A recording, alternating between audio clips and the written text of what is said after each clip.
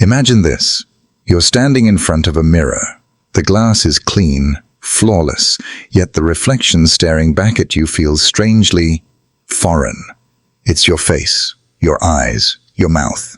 But as you look closer, you realize something unsettling. The way you see yourself isn't built from the truth of who you are.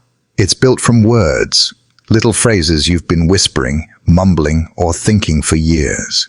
And here's the twist you didn't expect. Most of those words weren't even yours to begin with. They came from parents who spoke without knowing the weight of their tone. Teachers who passed off opinion as truth. Friends who joked about your flaws until the jokes became part of your identity. And worst of all, the voice in your own head, shaped and sharpened by years of repetition until it no longer needed anyone else's help to keep you small. You've carried these words like invisible stones in your pockets, never heavy enough to make you collapse, but just heavy enough to keep you from running freely. And over time, you forgot they were there. Now here's the paradox. You think you're in control of your mind because you choose what to say. But what if your words are actually choosing you? What if every casual phrase, every self-deprecating joke, every "I'm not good at this" is quietly training your brain to believe a version of reality that doesn't actually exist? What if language isn't just describing your life, but deciding it? You'd like to believe that words are harmless, that they're just vibrations in the air or letters on a page. But history, both personal and collective, says otherwise.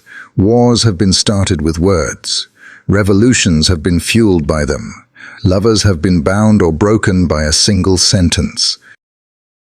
Yet here you are, speaking to yourself in phrases so automatic you no longer hear them, sculpting a self-image you never consciously agreed to. And maybe, just maybe, that's the most dangerous part. Because if your words are training your brain, then the ones you've been saying aren't just shaping your thoughts. They're shaping your choices, your emotions, your confidence, your relationships, even your future. Pause for a moment and consider this. You might be living inside a mental architecture built entirely by language habits you never audited.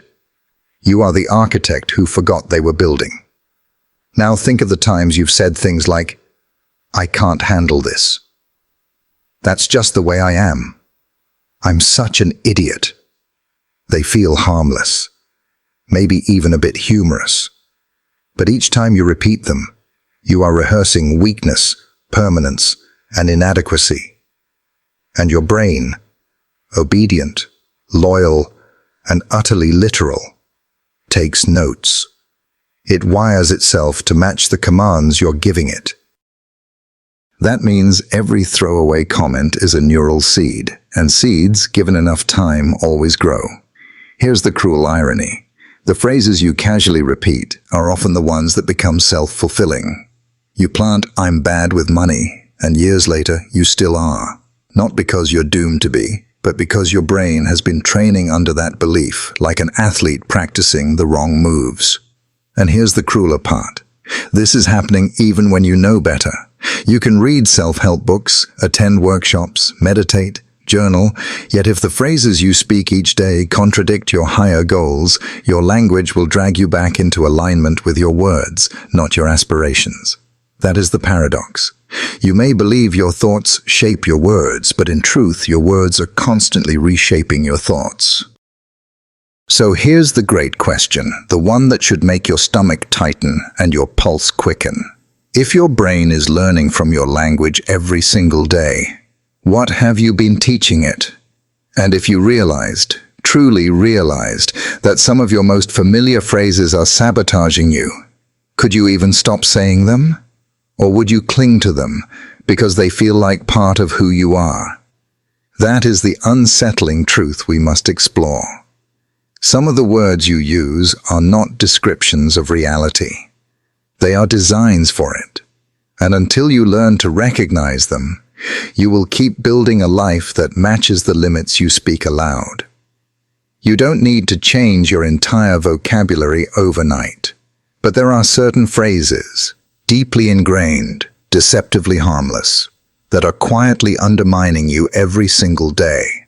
Phrases that train your brain to shrink instead of expand.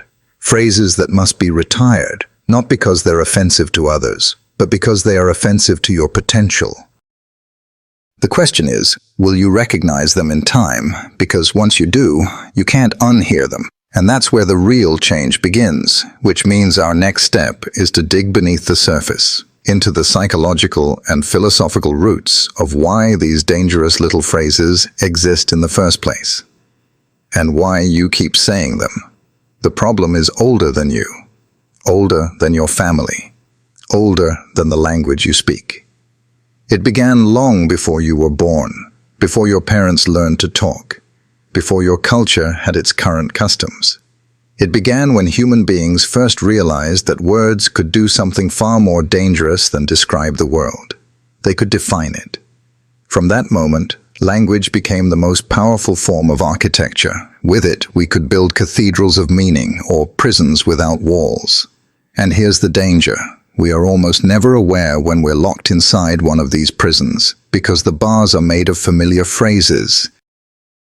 Carl Jung understood this. He warned that until you make the unconscious conscious, it will direct your life, and you will call it fate. The phrases you repeat, especially about yourself, are part of that unconscious machinery. They seem harmless because they are yours, but in reality, most of them are inherited patterns. Think about the things you say without thinking. I'm just not a people person. I'm terrible with directions. I could never do that.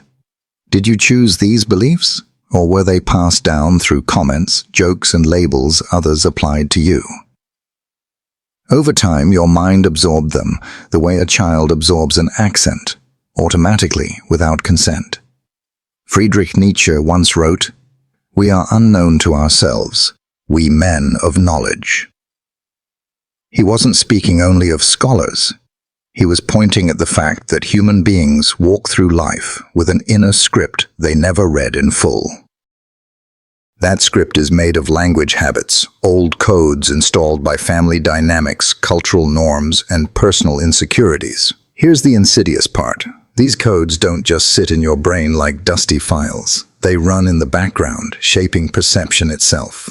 The psychological roots. Modern psychology gives this a name: self-schemas. These are the mental frameworks you carry about who you are, and once formed, your brain begins filtering reality to confirm them. If your self-schema says, "I'm bad at public speaking," your mind will highlight every stutter, every awkward pause, every frown in the audience, and ignore the moments when you speak with clarity. This is confirmation bias at work, and it makes your language habits into self-perpetuating cycles. Worse, neuroscience tells us that repetition strengthens neural pathways. The more you say something, out loud or in your head, the easier it becomes to think it again. This is why a phrase you said in frustration once can become a lifelong truth. Your brain doesn't care if it's a joke or a fact. It only cares that you keep saying it. Arthur Schopenhauer, ever the pessimist, claimed that man is never free. He is bound by the chain of causality. He was speaking of life's determinism, but if we adapt his thought to the realm of language, the chain is your habitual phrases. Each word is a link, and together they bind you to a version of yourself that may no longer even be relevant. The cultural root society, too, plays its part in shaping your inner vocabulary. In the West, self-deprecation is often seen as humility, a way to appear approachable. In some cultures, verbal modesty is not only polite but expected. To speak highly of yourself is arrogance. But what begins as a social performance can mutate into private belief. You perform, "I'm not that talented," so well that you start believing it even when no one's watching. Aldous Huxley once observed that the deepest sin against the human mind is to believe things without evidence. Yet we do it constantly when it comes to the phrases we use about ourselves. Evidence becomes irrelevant. Habit replaces proof. And because these habits are comfortable, they survive for decades. You don't have to think before saying them. They arrive ready-made, already shaped to fit the story you've been telling. The existential roots. Jean-Paul Sartre spoke of bad faith. the act of lying to ourselves to avoid the anxiety of freedom. Some of your most sabotaging phrases serve this exact purpose. When you say, "I'm just not a leader," you are freeing yourself from the terrifying responsibility of stepping up. When you say, "I can't change at my age," you are protecting yourself from the painful effort transformation demands. These phrases are shields, but they are also cages. They protect you from certain discomforts, but they also protect you from growth. And in doing so, they protect you from your own potential. Viktor Frankl, a man who knew the crushing weight of limitation, wrote, "Between stimulus and response, there is a space. In that space is our power to choose our response." The tragedy is that many people never find this space because their language closes it off. They respond not to reality, but to the reality they have rehearsed in words 1,000 times before. Why this problem survives. The hidden problem is not that you use certain phrases, it's that you don't hear yourself using them. Language habits are stealth operators. They don't announce themselves.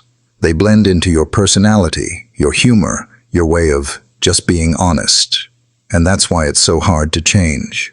You cannot dismantle what you cannot see. To hear your own sabotaging language is to experience a kind of shock. The realization that you have been the narrator of a story that limits you, and you've been telling it with the devotion of a poet. But that shock is necessary. Without it, the architecture remains invisible and the prison stands.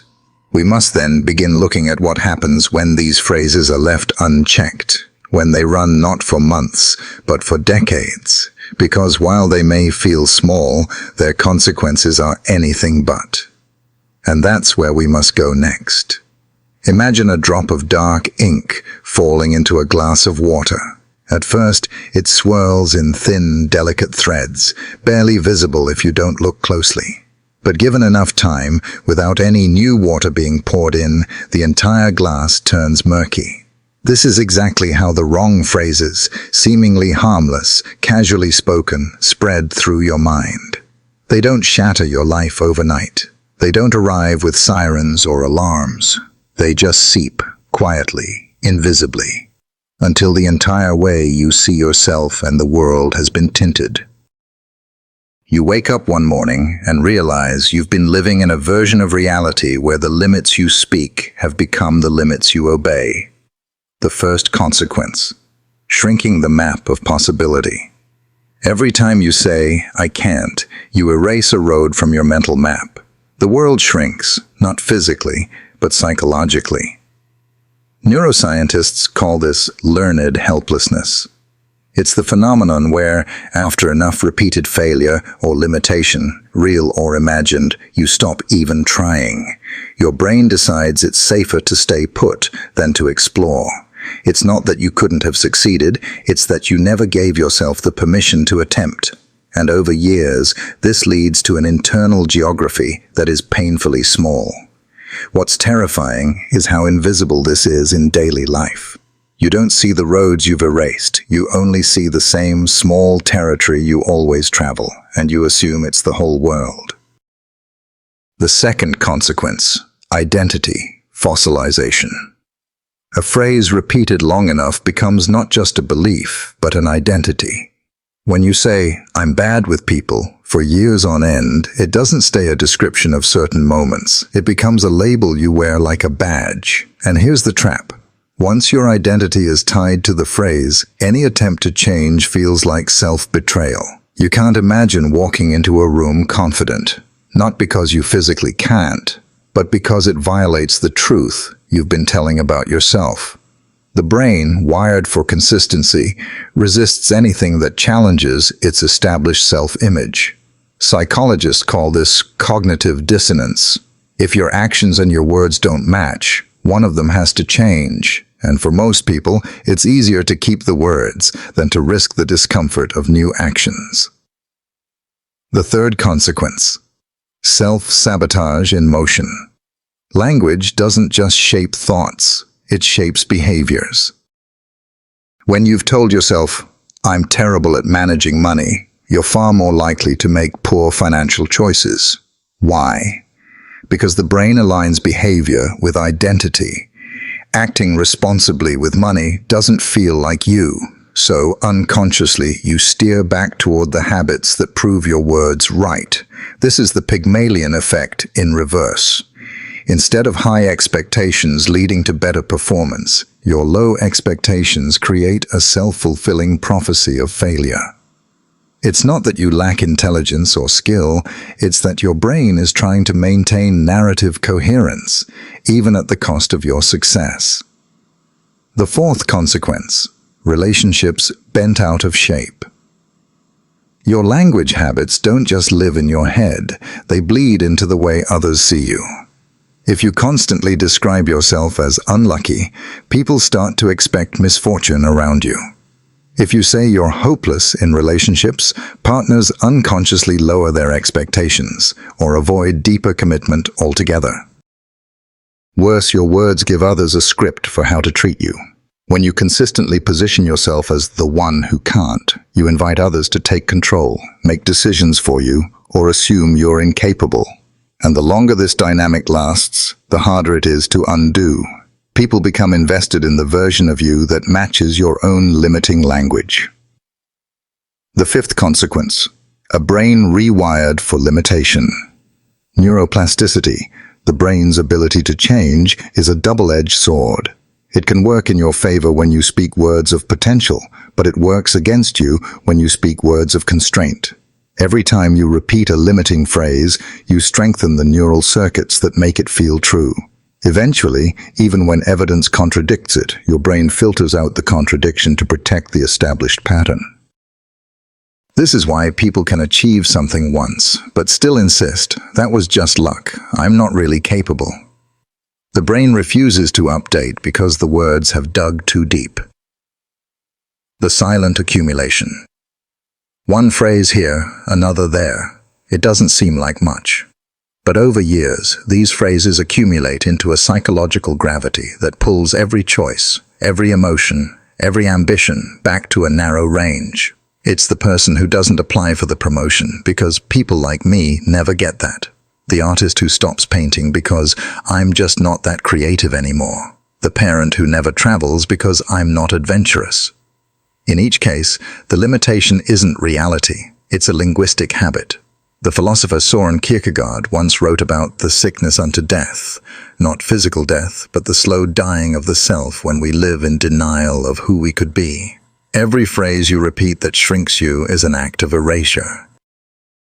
It erases possible versions of you before they've had the chance to exist. You don't just lose opportunities, you lose selves. There is a version of you who speaks with confidence, who dares, who explores.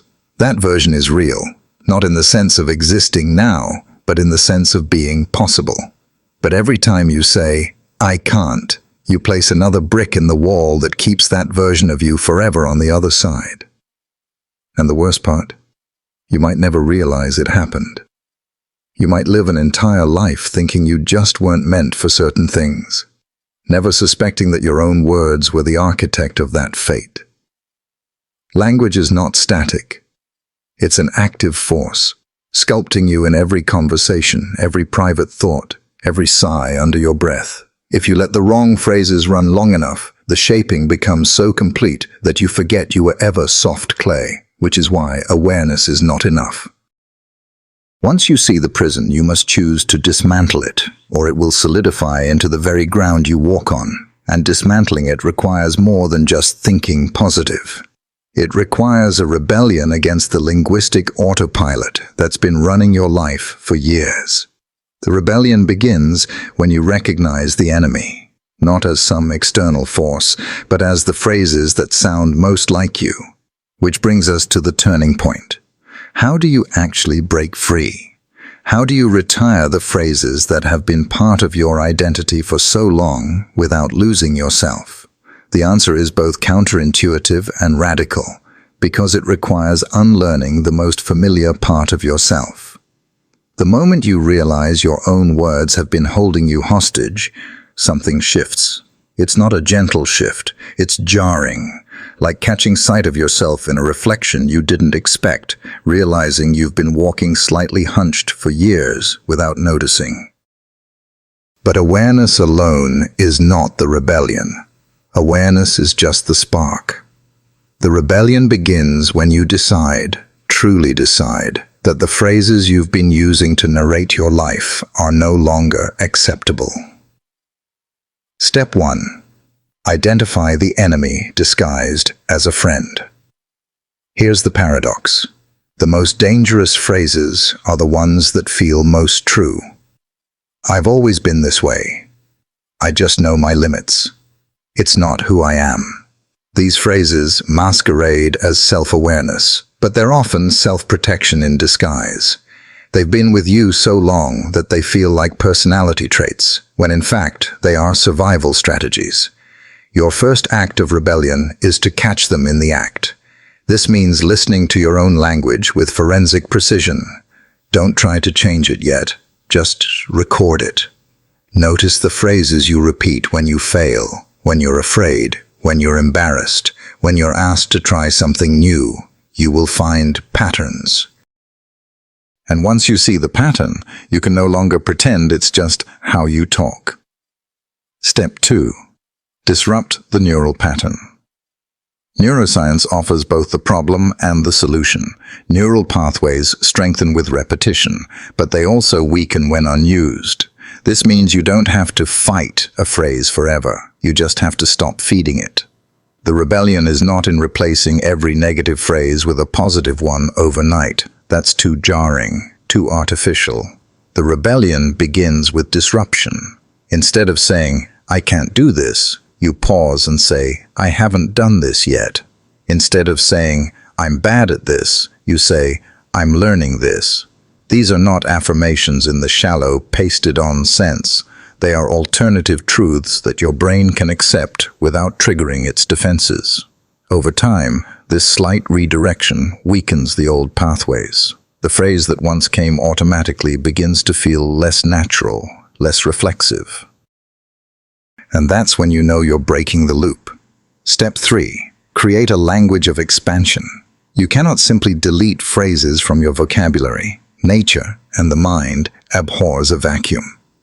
If you don't fill the space, the old language will seep back in. You need new language habits that stretch possibility rather than shrink it. Instead of, I'm not a creative person, try, I'm exploring my creativity in new ways. Instead of, I'm terrible with names, try, I'm improving my memory for names. Instead of, that's just not me, try, that's not me, yet. Notice the difference. These shifts are not about pretending you're instantly skilled. They're about creating room for growth.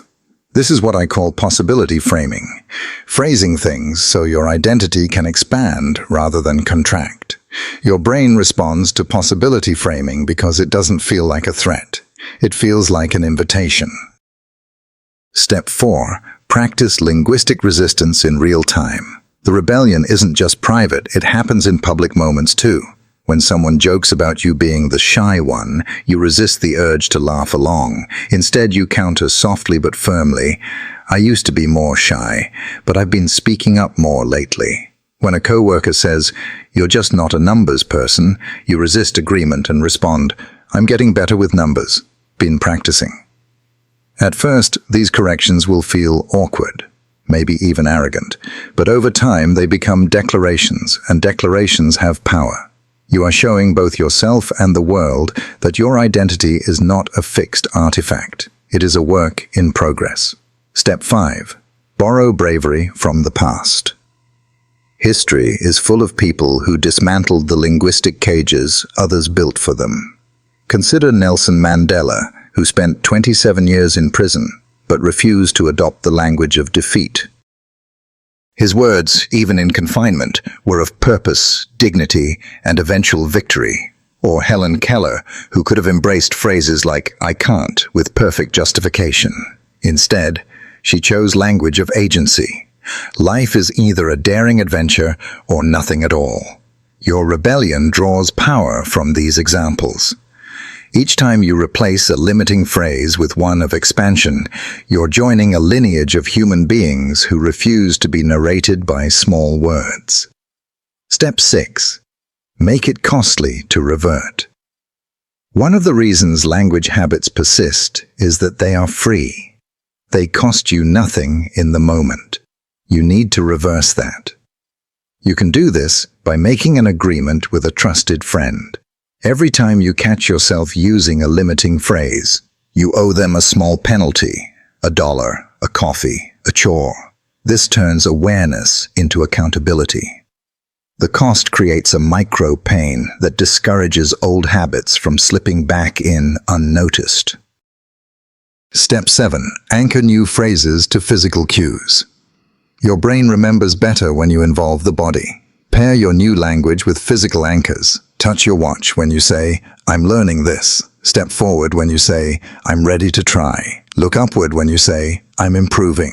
These physical cues reinforce the new pathways in your brain, making the phrases easier to access under stress. Here's the part no one tells you. Retiring old phrases can feel like erasing a part of yourself. If you've been the quiet one for decades, letting go of that phrase feels like losing your role in the story. This is where courage comes in. You are not erasing yourself. You are erasing a false constraint that has been wearing your face. And yes, it will feel uncomfortable. Growth always does. Nietzsche was right when he said, "One must still have chaos in oneself to give birth to a dancing star." This is the chaos, the awkward in-between where your old identity loosens, but the new one hasn't fully arrived.